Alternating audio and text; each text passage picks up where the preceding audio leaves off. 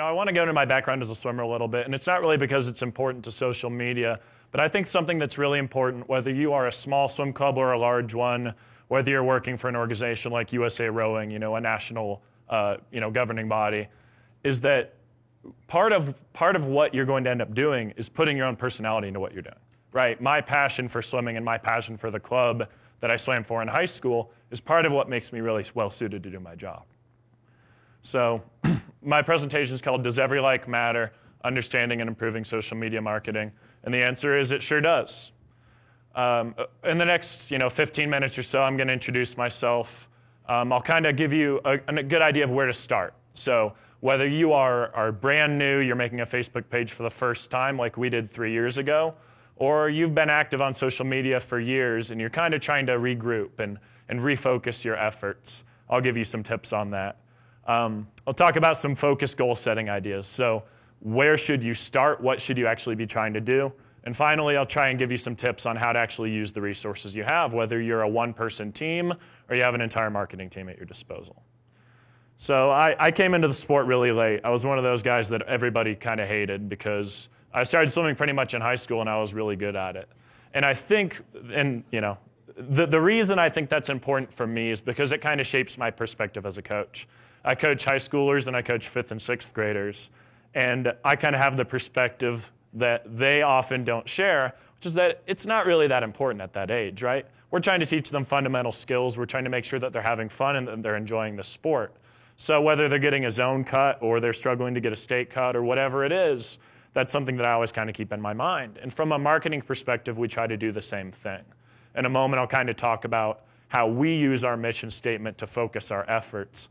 But I think one of the biggest things you can kind of take away from that is, who are you? How can you sort of shape your vision of the sport or what you're trying to do based off of that? I swam for Southeastern Swim Club, which, of course, is not in the southeastern part of the country. It's actually in central Indiana. And I swam for Purdue. And I think both of those places, the biggest takeaway I had was that they both felt like a family. And that's how I want any team I coach for to feel like, right? We want to feel like the people around us are our best friends. I think those of you who are coaches, that's exactly the kind of culture you want on your team, right?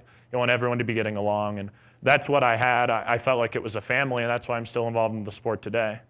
After I graduated from Purdue, I spent 3 years at a really cool advertising and marketing agency in Indy called Element 3. And I did a lot of digital media strategy. I was a copywriter as well. So, that was sort of my world for a while. I worked with some national brands like Airstream was probably the biggest client that I had that would be familiar with people. And we did a lot of coaching with them on their social media because it wasn't very good. They really weren't telling a story for a long time. And now I'm coaching full-time. And, I don't know how many clubs around the country have someone who's really full-time focusing on social media. I'm coaching as well. But I think that's something that I'm really proud of, that we sort of have this foresight in knowing that this is really important. This is how we can tell our story. So I think the biggest thing you need to think about when you're starting is that identity leads the way. What our club does is not what the club across the street is going to do, is not what the club, a high school district away is going to do. We have to own it. And we've had this defined mission statement for, I don't know, our club was founded in 1989, and I have to imagine it was fairly close to that. And it's kind of simple. Our program encourages swimmers to reach their full potential and develop essential life skills while having fun. I kind of bolded those phrases because I look at those as 3 different things. We want our kids to reach their full potential, and that's in the water and outside of it. We want them developing these life skills through the sport. And I think that's what's really cool about athletics in general is that, yeah, you're getting better at baseball or you're getting better at swimming, but along the way, you're being forced to get tougher and to learn and to grow. And I think the most important part of it is while having fun. We want our kids to be enjoying everything they're doing in the sport. So as you carry out this mission, and I know I haven't talked a lot about how to actually form that plan, I'll kind of get to that, but I think this is kind of what leads the arrow. And I think that your communication should always follow that vision in a way that's very authentic. It has to be your own voice, it has to be truthful, and it has to be honest to who you are and who your organization is and what it represents. I think it should always be approachable. And I think that, you have different clubs out there. Some of them are really highly competitive, and the first thing they put forward is their results. We won age group state. We won this. We put a kid on the national team, whatever it is. That's a part of it. But at the same time, you want that kid with the floppy goggles to feel welcome on your team from day one. So, whatever your tryout policy is, you want to be approachable. You want it to seem like a place where anyone can fit in and enjoy it. And I think finally, the most important part, and maybe the hardest part, is be engaging.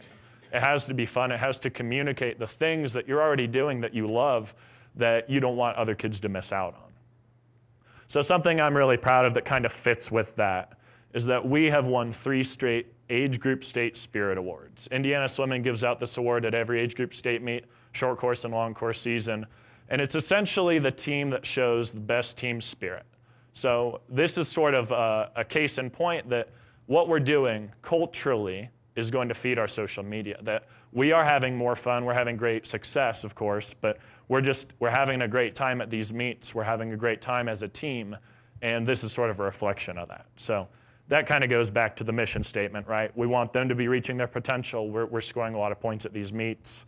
We're putting kids, I think we almost have 100 kids now who have swum at college programs. They're developing these skills, but they're also having fun. So the next part of that is, I think you should also really think about who your stakeholders are. Obviously, a big one of those is your athletes. We have about 300 athletes on our club right now, and all those kids have individual needs, right? It's hard to meet those needs of every kid. It's hard to cater your training plan to all those different kids, but you have to realize that the reason why we coach and the reason why we love it is we're making these connections with kids on a one-on-one basis. So the better we're able to do that, the better we're going to be.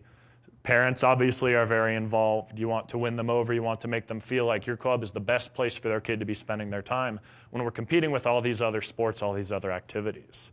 Other community members, we just had a great talk on sponsorships, and I include that in community members, that in our town of Fishers, we want people to be following what our club is doing. We're achieving at a high level, but we want people to feel like they're a part of that too, whether their kid is on the club anymore or not. And I'm proud to say that there's 9 people from Southeastern here today. A lot of them are alums who came in for this conference, and a lot of them are involved in the sport in different ways. So it's not like they're just here to cheer me on or anything like that. But we're really proud of that our alumni are active, our alumni are engaged year after year after year.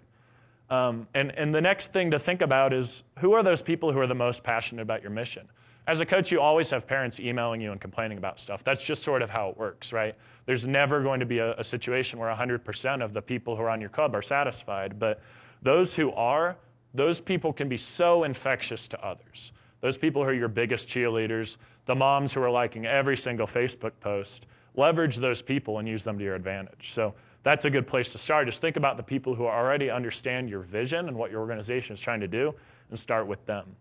And the next part, this will kind of be the most technical I get, is think about signals. And I think younger people, maybe less than older people, sort of think of the online world as sort of discrete from the real world. And when we're talking about social media, it's easy for me to fall into that trap too. But think about what these people are doing. Their actions, whether it's online, liking a Facebook post and literally putting it into the stream of their friends and family members, or just, giving you good feedback, that's a way for you to connect with another person. So whether it's them actually sharing a video on Facebook or just liking an Instagram post, that has a lot of power. That's essentially those people sending a signal to you and to the rest of the world that this is something they're invested in, this is something they care about. An example of that is on our Instagram account, I'd say maybe 75% of our followers are kids on our club, but another 5 to 10% are their friends. And the reason is because we tag them in posts, we post videos of them, and those kids suddenly feel like they're missing out on something. They know their friend is a swimmer, but they're seeing all this fun stuff we're doing at practice, and suddenly they start to get interested in the sport too. Another thing we've done in the past is that you can actually target ads based off of fans of your page. So that's sort of like a way of getting a referral from someone. If this family is always liking your posts, suddenly you're targeting their friends and family. They're seeing that story being told. So that's where to start, right? Try and make a big impact with your identity and think about who you really are. Think about your stakeholders and who you're really trying to reach, and leverage the power of your most invested fans. The next thing I'm going to talk about is how to focus your goal setting. And the place I always like to start, which is hard for people, when I was working in marketing, this was always a hard conversation to have, because they wanted to jump into what should we do, and the real question is, well, what problem do you have? We're sitting at around 300 kids on our club right now, and we could grow more than that, but we've had conversations about how we're kind of happy there, right? 350 would be great, But right now, our main goal isn't to grow our club. A big goal for us is to make sure that all the people who are on our club are having a great time. So social media is a really powerful tool for that, because we can give parents a little inside look on what we're doing in practice.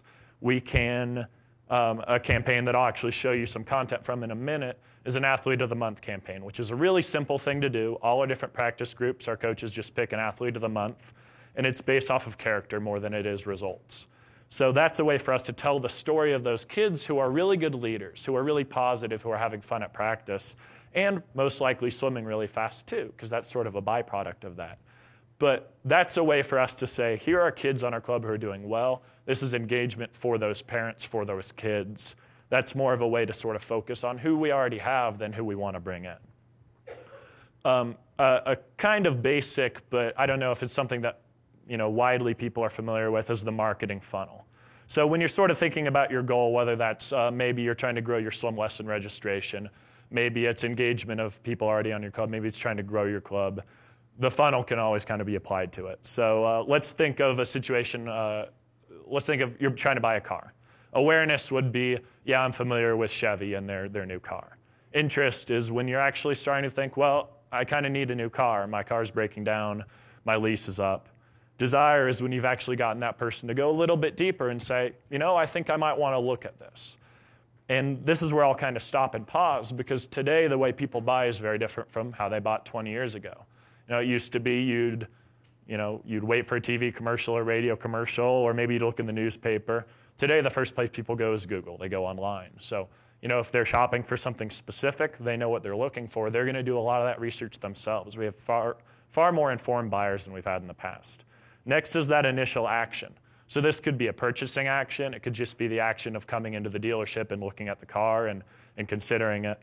And then retention is once you've already made that sale. So if that action is buying that car, retention is getting that person to come into your dealership and get their oil changed there or buy another car from you in the future. Applying this to swimming, I think typically what I see clubs trying to do, I thought the sponsorship talk was really good, because I think that's a really good way to engage those sponsors, obviously, and kind of give them more value. But I think what I see a lot of clubs trying to do is reach outside. They think, well, if I can pay $5 to put an ad on Facebook, then I'm going to post about my tryouts. I'm going to get people to come and try out for the team. And I'm not going to stand up here and tell you that won't work, but I think a better focus typically from an awareness push is trying to partner with another organization, or at least contact people at a point like your elementary school. For example, our club, it's not really a one-on-one relationship with the high school, but it pretty much is. Our head coach of our club is the head coach of our high school team. So, our first and second graders presumably will end up, on our high school team someday. So for us, what's been a lot more powerful is we use social media to show what we're doing, for someone to sort of land on our page and see the content we're putting up there and kind of get a feel for who we are and what we're all about. But we also go through other methods to try and pull people in. We put information in the newsletters at different schools. We've put stuff in newspapers before. So a little bit more of an offline push with some of that stuff, but using sort of our social media presence as a landing spot and a place for people to become more familiar. And like I said before, I think the real power comes from engaging your biggest fans. Under that retention part of the funnel, you have kids who are on your team right now. You have parents who are big fans of yours. You have people who graduated 10, 15 years ago who have gone on to do really good things. So that's another person that you can go back and engage and sort of show value for your club. So I'm going to show you two different videos. These are examples of content that we've posted. The first one is our Athlete of the Month campaign, and we've been doing this almost for a full year now. And like I said, all we do is we have a coach pick an athlete from each group. But what I've done, and this is something that anyone can do, I'm not a video expert, I just hold up my iPhone and take a video of them, is we asked them two questions over the first couple months of this campaign. The first one was, what advice do you have for a new swimmer? So someone who just joined our team, whether they're old or young, what's something you would tell them? And the other one is, what do you love about our team? So this is, I might cut it short, it's about a minute and a half long, but these are senior level down to 4th and 5th grade athletes just saying what they love about our team. I love how close the team is, how we're all supportive of each other, and how this team is kind of like a family. The one thing that I really like about the Southeastern Swim Club is the support of the team and all the teammates that you have rooting for you, and the fact that you get to root for other teammates and make great new friends. We have the whole family mentality down to a science, and our networking ability within our team is really cool. I love the coaches that we have here, and I also love that it's a way to make friends, and it also fuels my personal competitive spirit. The thing I like about SSC is that they're always positive, they encourage you, and they challenge you. So sort of what you can see is just a little snapshot of what our kids think about us. I think something that's really powerful in marketing is testimonials. People who are actual buyers or people who are actual fans of your brand speaking out on your behalf. So in this case, we've asked these kids to do it, but we have kids who graduated 10, 20 years in the past who are still coming to the pool because they loved the experience of being on our team long ago. And that's culture, right? So our goal from social media standpoint is to try and communicate that culture on Facebook, on Twitter, on Instagram, and give people a glimpse into what it's really like to swim for our team. This is Jacob Dumbald. He's a student at Loyola in Chicago, and he stopped by the pool this summer, and I just asked him, can I shoot a quick video? Just kind of talk about what you learned from the sport. What did our program teach you? So this is Jacob. So swimming for graduation was a big deal. It taught me, honestly, I would say the biggest thing to be how to work hard. That was a constant battle for me, because for most of my high school career, I didn't really have to work that hard at school. I had this moment, I think my junior year of high school, where I finally realized if I didn't start working hard, I wasn't getting into the schools that I wanted to get into. I had that moment, and Andy Peterson was the one that helped me through that, helped me, figure all that stuff out, and I think that owe a lot of my work ethic to swimming, right? That's something that is super important in college, because college is hard. That's a lot of work. It's tough. You're changing all the time. You're growing.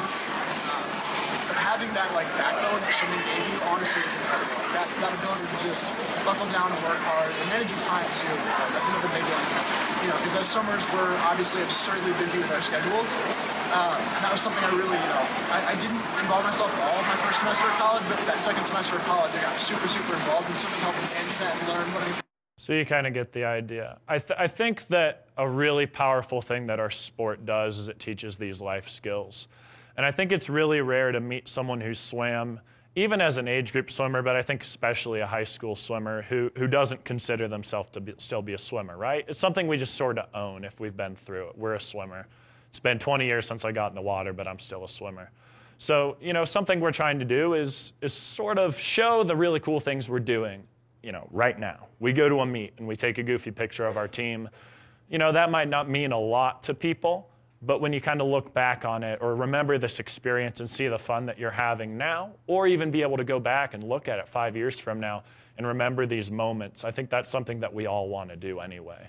I think that the second part of that is just showing how we've empowered young people. So, if we're able to show that to a parent who's taken their kids into swimming lessons and they see, wow, this is who my kid could become, I think that's what our sport is trying to do anyway. So that's sort of our main vision on social media. That's our main focus.